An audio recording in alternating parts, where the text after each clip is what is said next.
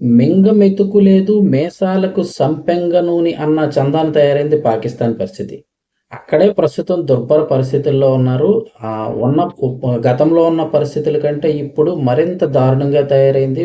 జనాలందరూ కూడా ఆకలి కేకలతో అల్లాడుతున్నారు. ప్రస్తుతం ఉన్న ధరలన్నీ కూడా 5 రెట్లు పెరిగిపోయాయి పాకిస్తాన్‌లో. అలాంటి పరిస్థితుల్లో కూడా మనకు అప్పుడప్పుడు వార్నింగ్‌లు ఇస్తూ ఉంటుంది. అక్కడ పరిస్థితే అత్యంత దారుణంగా ఉన్నప్పుడు. ఎందుకిలా జరిగింది అంటే గనక పాకిస్తాన్, ఆఫ్ఘనిస్తాన్ మధ్య ఉన్నటువంటి ఈ గొడవ ఏదైతే ఉందో గత కొద్ది రోజులుగా అయితే గనక చాలా కాల్పులయ్యి జరుగుతున్నాయి. మొత్తానికి ఇరు దేశాల నేతలకు సంబంధించి ఒప్పందం అయితే జరిపింది. కాల్పుల విరమణ ఒప్పందం. ఈ సీజ్ ఫైర్ ఒప్పందం జరిగింది. ఆ బార్డర్ అయితే ఏదైతే ఉందో అదంతా కూడా మూసివేశారు. పాకిస్తాన్‌కి, ఆఫ్ఘనిస్తాన్‌కి మధ్య ఉన్న కొన్ని 2000 కిలోమీటర్ల పైగా బార్డర్ ఏదైతే ఉందో అదంతా కూడా మూసివేయడం జరిగింది. సో, ఆఫ్ఘనిస్తాన్ నుంచి పాకిస్తాన్‌కి వెళ్ళేటువంటి కూరగాయలు గాని, పండ్లు గాని, బియ్యం, గోధుమలు, చక్కెర, మాంసం, పాలోత్పత్తులు ఏవున్నా కూడా ఇంక అసలు అక్కడికి పాకిస్తాన్‌లోకి వెళ్ళట్లేదు. ఇంచుమించు ఒక 5,000 కంటైనర్ల పైగా ఆగిపోయాయని సమాచారం.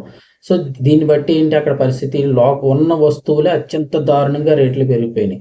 ఇంచుమించు ప్రతిది కూడా 5 రెట్లు పెరిగిపోయిందంటున్నారు. కిలో టమాటా 600-700, 800 వరకు కూడా అమ్ముతున్నారని లోకల్ మీడియా అయితే చెప్తుంది.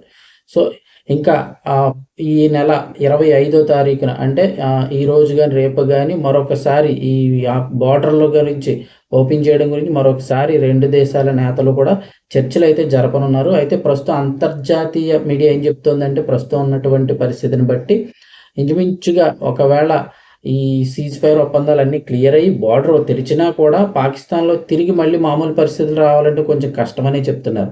ఎందుకంటే అంత లోపలికి కూరుకుపోతుంది పాకిస్తాన్.